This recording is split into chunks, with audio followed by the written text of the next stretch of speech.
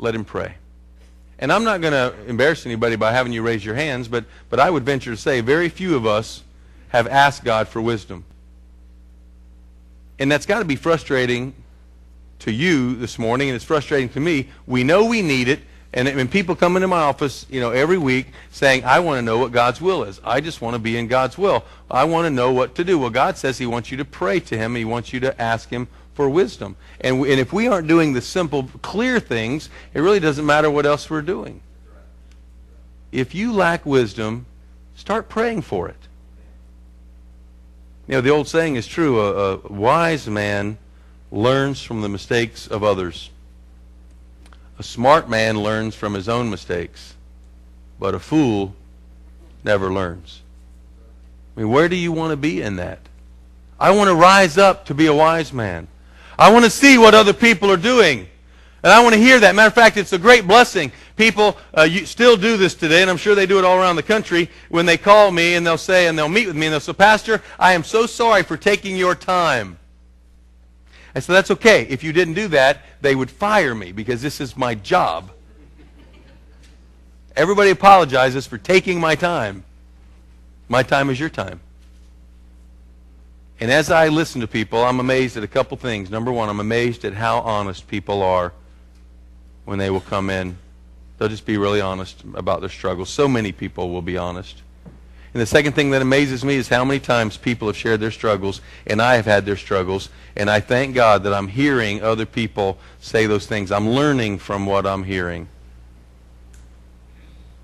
And I don't know how this will come across to you. It's meant to come across to you as just how it's connected. But the people that I miss most in Montana, the people I miss most in Alaska, are the people that you walk in the cesspool with. You walk through the muck. You just walk through the nasty stuff, the brokenness, the humility. I miss them. I think about them all the time. They open up their life to me, their heart to me. We walk through difficult times together. Divorce, death of a child. It rocked people. It rocks them. We don't know what to do. We don't know what to say. We don't know what to think. We lack the wisdom necessary to even dwell with it, deal with it, let alone move on.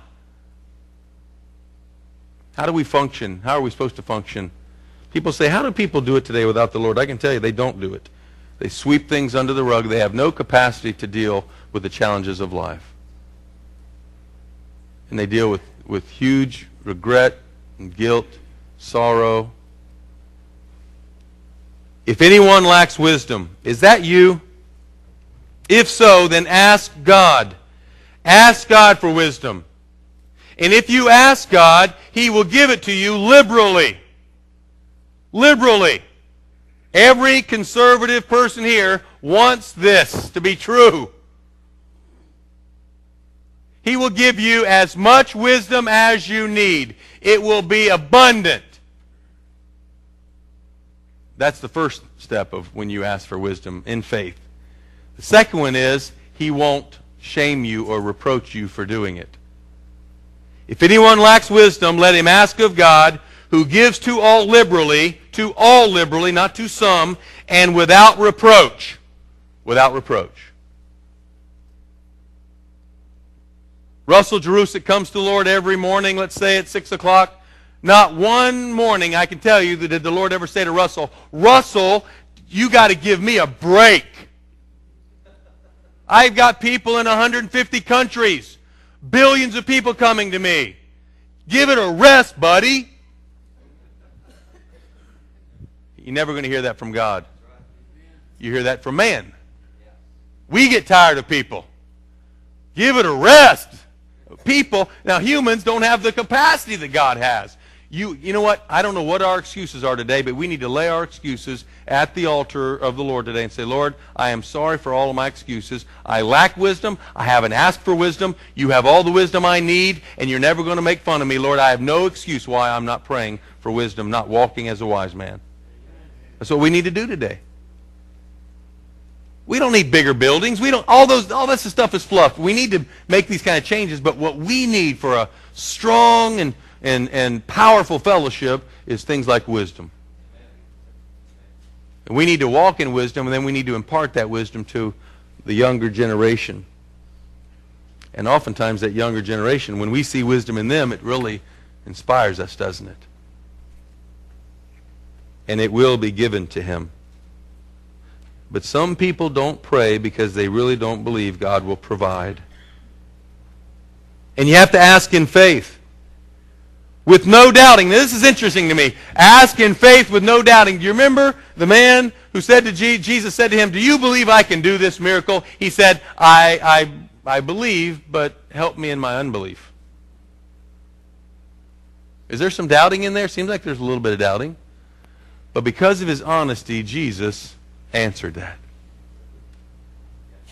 And I think one of the ways we need to pray is, Lord, help me in my unbelief.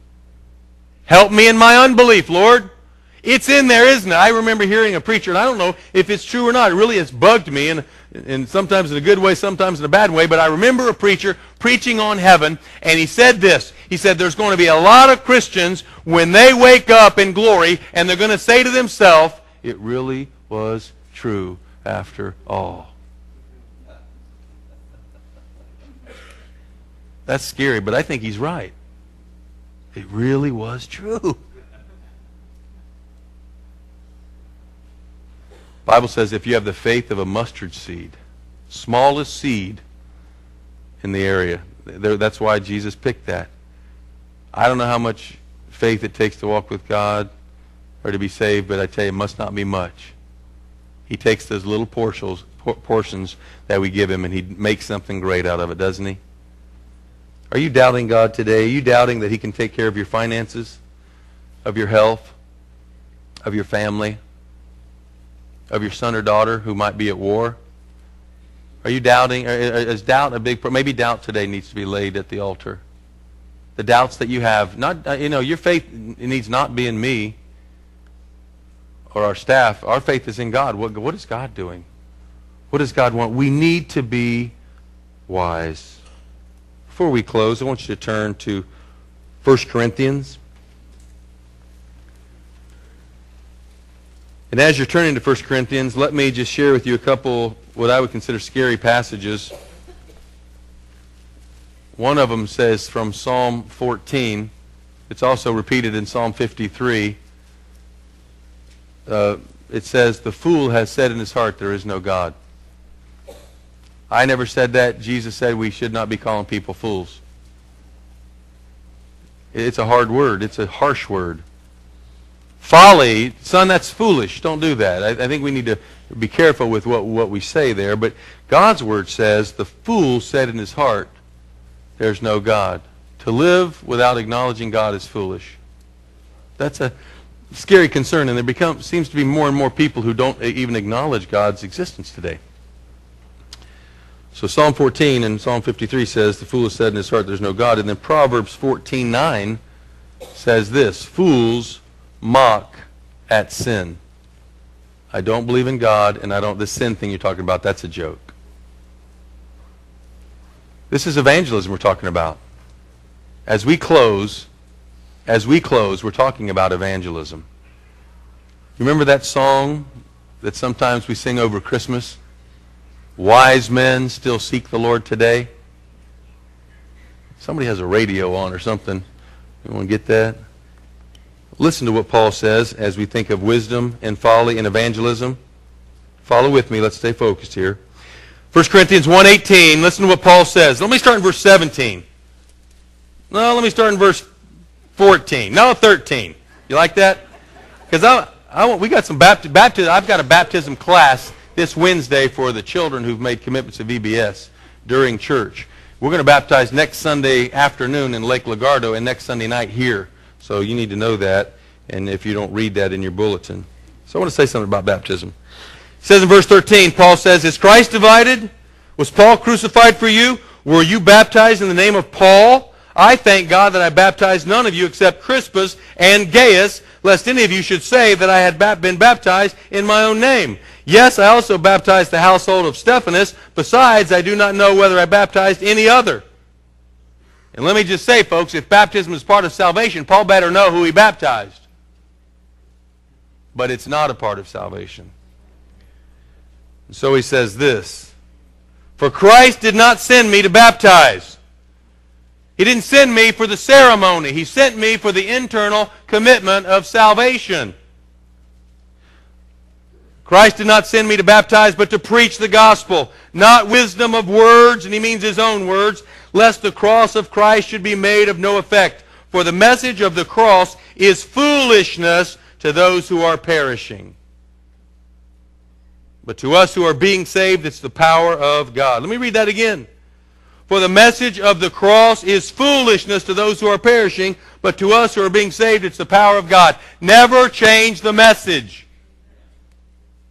And when you share the gospel and somebody says to you, that's the craziest thing I've ever heard, you should say to yourself, I'm right on.